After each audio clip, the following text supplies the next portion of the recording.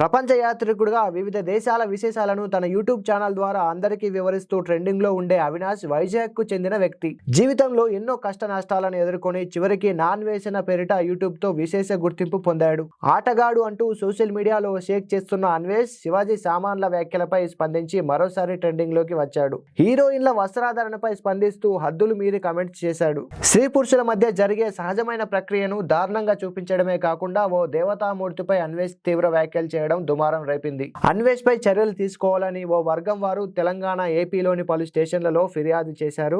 అయినా అవినాష్ బెదరడం లేదు. ఒక విధంగా చెప్పాలంటే వివాదాలతోనే అన్వేష్ పేరు పొందాడు. కాంట్రవర్సీలను మెట్లుగా చేసుకుని ఎదిగిన అన్వేష్ తెలుగు రాష్ట్రాల్లో ట్రెండింగ్ స్టార్ అయ్యాడు. గతంలో ఓ యూట్యూబర్ తో గొడవకు దిగడం, బెట్టింగ్ యాప్స్ లపై సజ్జనార్తో కలిసి కొన్ని చర్యలు తీసుకోవడం, అనంతరం పలువురు సినీ నటీనటులకు, సోషల్ మీడియా ఇన్ఫ్లుయెన్సర్ పై తీవ్ర ఆరోపణలు చేయడంతో అన్వేష్ నిత్యం వార్తల్లో నిలుస్తున్నాడు. విదేశాల్లో ఉంటూనే ట్రెండింగ్ టాపిక్స్ పై స్పందిస్తూ తన సబ్స్క్రైబర్లు, ఫాలోవర్స్ ను పెంచుకుంటూ పోయాడు. రూపాయి విలువ పతనం, ఇండిగో సర్వీసుల సంక్షోభం వంటి అంశాలపై స్పందించి కేంద్ర ప్రభుత్వంపై కూడా తీవ్ర వ్యాఖ్యలు చేశాడు. ముఖ్యంగా ఏపీ రాజకీయాలపై యూట్యూబర్ అన్వేష్ స్పందిస్తుంటాడు. ఇతగాడి గురించి చెప్పుకోవడం అంటే మన సమయం వృధా చేసుకోవడమే.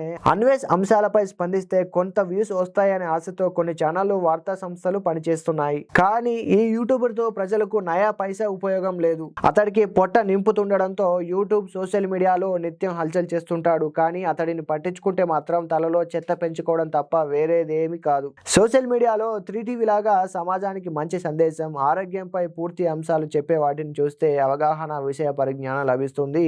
మరి మీరేమంటారు? మీ అభిప్రాయాన్ని ఖచ్చితంగా కమెంట్ చేయండి.